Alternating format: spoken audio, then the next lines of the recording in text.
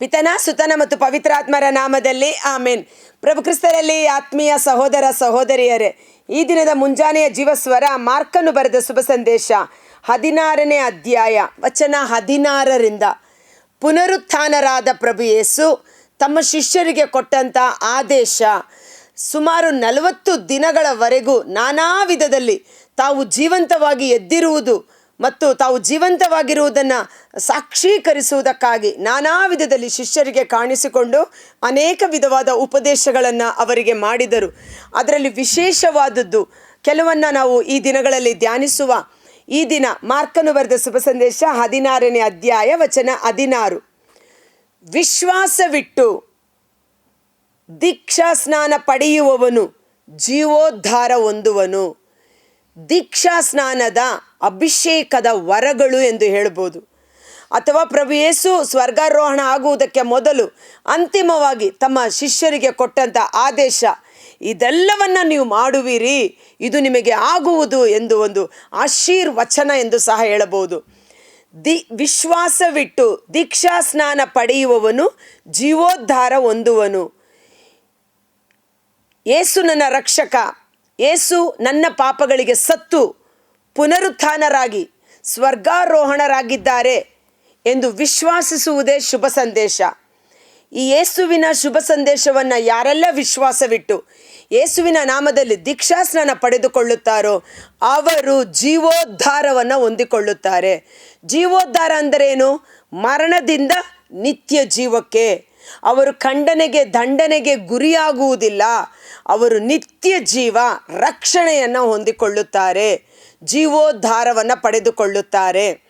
ಆದ ಕಾರಣ ದೀಕ್ಷಾ ಸ್ನಾನ ಪಡೆದುಕೊಳ್ಳುವಾಗ ನಮಗೆ ಸಿಗುವ ಶ್ರೇಷ್ಠ ವರದಾನ ಜೀವೋದ್ಧಾರ, ರಕ್ಷಣೆ ಎಂಬ ಮುದ್ರೆ. ರಕ್ಷಣೆಯನ್ನು ನಾವು ಪಡೆದುಕೊಂಡಿದ್ದೇವೆ, ಈ ರಕ್ಷಣೆಯ ಪ್ರಾಸೆಸ್ಸಲ್ಲಿ ಇರ್ತೇವೆ. ಆದರೆ ದೀಕ್ಷಾ ಸ್ನಾನ ಪಡೆದುಕೊಂಡಾಗ ರಕ್ಷಣೆಯ ಮುದ್ರೆ ಜೀವೋದ್ಧಾರವನ್ನು ನಾವು ಈಗಾಗಲೇ ಪಡೆದುಕೊಂಡಿದ್ದೇವೆ ಎನ್ನುವುದು ಸತ್ಯ. ಕಾರಣ ಮುಂದಿನ ವಾಕ್ಯ ಹೇಳುತ್ತೆ, ಯಾರು ವಿಶ್ವಾಸಿಸದೇ ಇರುವವನೋ ಅವನು ಖಂಡನೆಗೆ ಗುರಿಯಾಗುವನು. ಯಾರೆಲ್ಲ ಯೇಸು ನನ್ನ ರಕ್ಷಕ ಎಂದು ವಿಶ್ವಾಸ ಮಾಡದೆ ಹೃದಯ ಕಾಠಿಣ್ಯ ಅವಿಶ್ವಾಸಿಗಳಾಗಿರುತ್ತಾರೋ ಅವರು ಈಗಾಗಲೇ ಖಂಡನೆಗೆ ಗುರಿಯಾಗುವರು. ಸೊ ದೀಕ್ಷಾ ಸ್ನಾನ ಪಡೆದುಕೊಂಡ ಪ್ರತಿಯೊಬ್ಬರೂ ಜೀವೋದ್ಧಾರವನ್ನು ಹೊಂದಿಕೊಳ್ಳುತ್ತಾರೆ. ಎರಡನೆಯದು, ವಿಶ್ವಾಸಿಸುವುದರಿಂದ ಈ ಅದ್ಭುತ ಕಾರ್ಯಗಳು ಆಗುವುವು. ದೀಕ್ಷಾ ಸ್ನಾನ ಪಡೆದುಕೊಳ್ಳೋದಕ್ಕೆ ಮೊದಲು ನಮಗೇನು ಬೇಕು? ವಿಶ್ವಾಸ ಬೇಕು.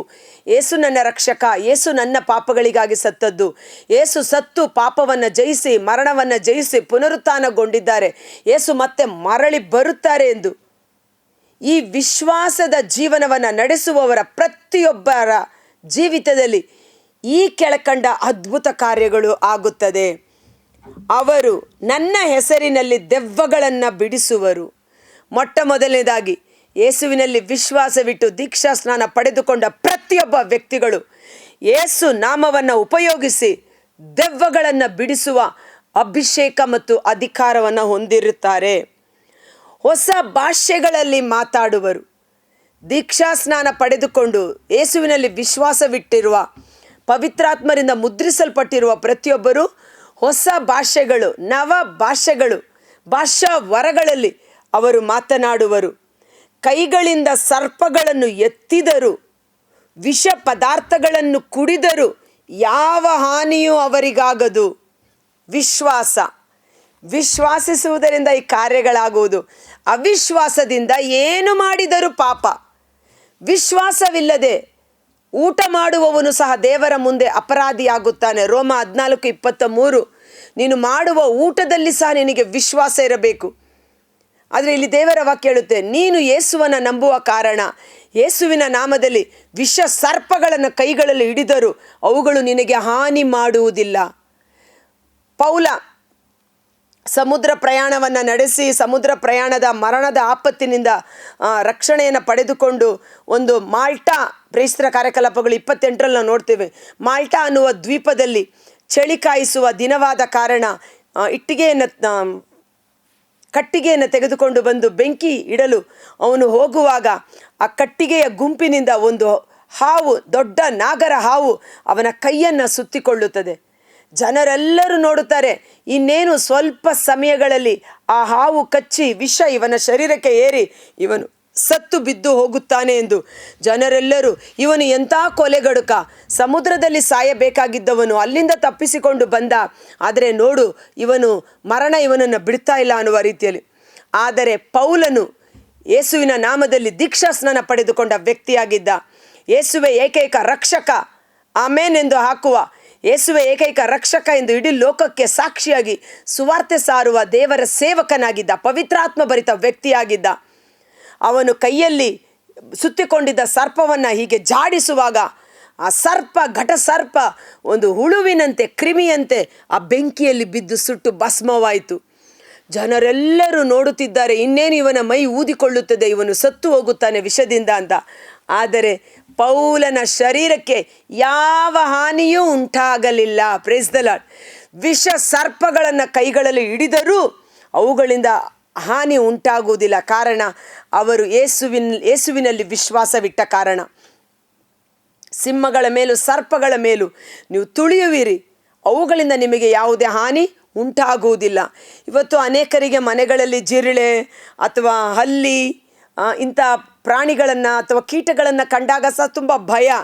ಆದರೆ ದೇವರ ವಾಕ್ಯ ಹೇಳುತ್ತೆ, ಅವುಗಳಿಂದ ನಿಮಗೆ ಯಾವ ಹಾನಿಯೂ ಉಂಟಾಗುವುದಿಲ್ಲ ನಂಬುವವನಿಗೆ. ಆ ನಂಬಿಕೆ ನಮಗೆ ಬಹಳ ಮುಖ್ಯ. ವಿಷ ಪದಾರ್ಥಗಳನ್ನೇ ಕುಡಿದರೂ ಯಾವ ಹಾನಿಯೂ ಅವರಿಗೆ ಆಗದು. ಇವತ್ತು ಆ ಊಟ ತಿನ್ನಬಾರ್ದು, ಈ ಊಟ ತಿನ್ನಬಾರ್ದು, ಇದು ತಿಂದರೆ ಅಲರ್ಜಿ, ಅದು ತಿಂದರೆ ರೋಗ. ಇವತ್ತು ಎಲ್ಲ ಆಹಾರಗಳು ವಿಷಪೂರಿತವಾಗಿವೆ. ಒಂದು ಬಾಳೆಹಣ್ಣು ತೆಗೆದುಕೊಂಡ್ರು ಅದಕ್ಕೆ ಮೆಡಿಸನ್ ಹಾಕ್ತಾರೆ, ಸೌತೆಕಾಯಿಗೆ ಮೆಡಿಸನ್ ಹಾಕ್ತಾರೆ ಅನ್ನುವ ರೀತಿಯಲ್ಲಿ, ಚಾಕ್ಲೇಟ್, ಯಾವ ಊಟದ ಪದಾರ್ಥ ತೆಗೆದುಕೊಂಡರು. ಆದರೆ ದೇವರ ವಾಕ್ಯ ಹೇಳುತ್ತೆ, ನಮ್ಮ ಪ್ರಾರ್ಥನೆಯಿಂದಲೂ ದೇವರ ವಾಕ್ಯದ ಶಕ್ತಿಯಿಂದಲೂ ನಾವು ಭುಜಿಸುವ ಅನ್ನ ಆಹಾರ ಪರಿಶುದ್ಧವಾಗಿ ಮಾರ್ಪಾಡಾಗುತ್ತದೆ.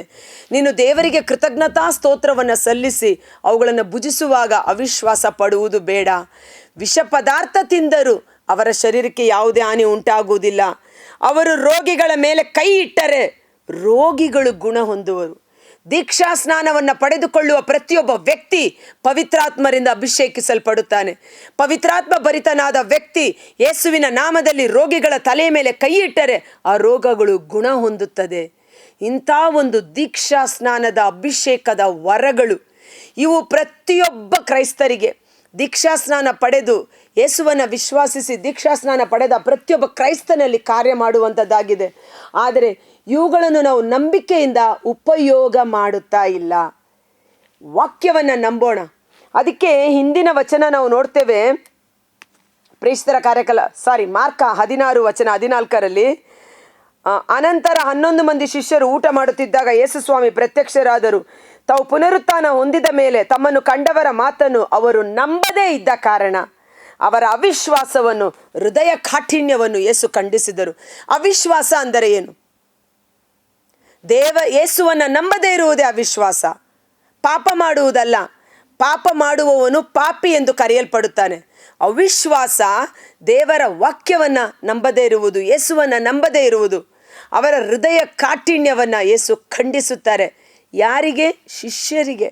ತನ್ನೊಂದಿಗೆ 3 ವರ್ಷಗಳ ಕಾಲ ಇದ್ದು ತಾನು ಮಾಡುತ್ತಿದ್ದ ಎಲ್ಲ ಅದ್ಭುತ ಕಾರ್ಯಗಳನ್ನು ನೋಡಿ, ಎಲ್ಲ ವಾಕ್ಯಗಳನ್ನು ಕೇಳಿಸಿಕೊಂಡು ಸಹ ಅವರ ಹೃದಯ ಕಾಠಿಣ್ಯವನ್ನು ಖಂಡಿಸಿದರು. ಇಂದು ನಾವು ಯೇಸುವಿನಲ್ಲಿ ಪಶ್ಚಾತ್ತಾಪ ಪಡೋಣ, ಕ್ಷಮೆಯನ್ನು ಕೇಳೋಣ.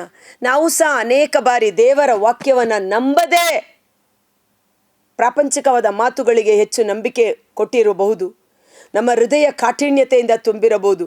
ಮಾರ್ಕ 16:14-18 ವಾಕ್ಯಗಳನ್ನು ಈ ದಿನ ಮತ್ತೊಮ್ಮೆ ಓದಿ, ಈ ವಾಕ್ಯಗಳು, ವಾಗ್ದಾನಗಳು ಯೇಸುವೆ ನನ್ನ ಜೀವಿತದಲ್ಲಿ ನೆರವೇರಲಿ, ಇದನ್ನು ನಾನು ನಂಬುತ್ತೇನೆ, ನನ್ನನ್ನು ತೆಗೆದುಕೊಂಡು ಈ ಅಭಿಷೇಕದ ಕಾರ್ಯಗಳು ಜರುಗಲಿ, ನಿನ್ನ ನಾಮ ಮಹಿಮೆ ಹೊಂದಲಿ ಎಂಬುದಾಗಿ.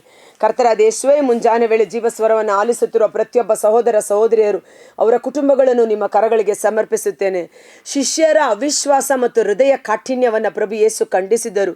ಇಂದು ಯಾರೆಲ್ಲ ಯೇಸುವನ್ನು ನಂಬುತ್ತಾರೋ, ಅವರ ವಾಕ್ಯವನ್ನು ನಂಬುತ್ತಾರೋ, ಆ ವಾಕ್ಯ ಜೀವಂತವಾಗಿ ಅವರಲ್ಲಿ ಸಶರೀರವಾಗಿ ಕಾರ್ಯ ಮಾಡುವಂಥದ್ದಾಗಿದೆ. ಭೂಮಿ ಆಕಾಶ ಅಳಿದು ಹೋಗಬಹುದು, ಆದರೆ ನನ್ನ ವಾಕ್ಯಗಳು ಎಂದಿಗೂ ಅಳಿಯಲಾರದು. ನನ್ನ ವಾಕ್ಯ ಕ್ರಿಯಾತ್ಮಕವಾದದ್ದು, ಕಾರ್ಯ ಮಾಡುವಂಥದ್ದು. ನಂಬುವವನಿಗೆ ಅದು ನಿಶ್ಚಯವಾಗಿ ಕಾರ್ಯ ಮಾಡುತ್ತದೆ.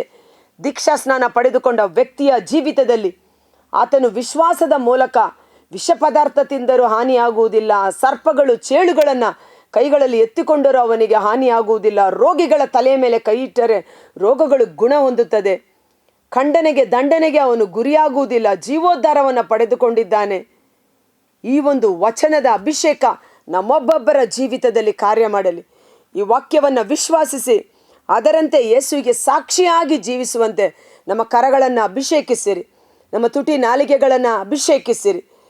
ಪ್ರೇಷಿತರು ಹೇಗೆ ಲೋಕದ ಎಲ್ಲ ಕಡೆಗೆ ಹೋಗಿ ಸುವಾರ್ತೆಯನ್ನು ಸಾರಿ ಯೇಸುವಿಗೆ ನೈಜ ಸಾಕ್ಷಿಗಳಾದರು, ಮತ್ತೊಬ್ಬ ಶುಭ ಸಂದೇಶ ಪ್ರಚಾರಕರನಾಗಿ ನಮ್ಮನ್ನು ನಮ್ಮ ಕುಟುಂಬವನ್ನು ಆಶೀರ್ವದಿಸಿ ಅಭಿಷೇಕದಲ್ಲಿ ಮುನ್ನಡೆಸುವಂತೆ ಯೇಸುವಿನ ಅದ್ಭುತಕರವಾದ ನಾಮದಲ್ಲಿ ಪ್ರಾರ್ಥಿಸಿ ಬೇಡಿ ಹೊಂದಿಕೊಳ್ಳುತ್ತೇವೆ. ಆಮೆನ್.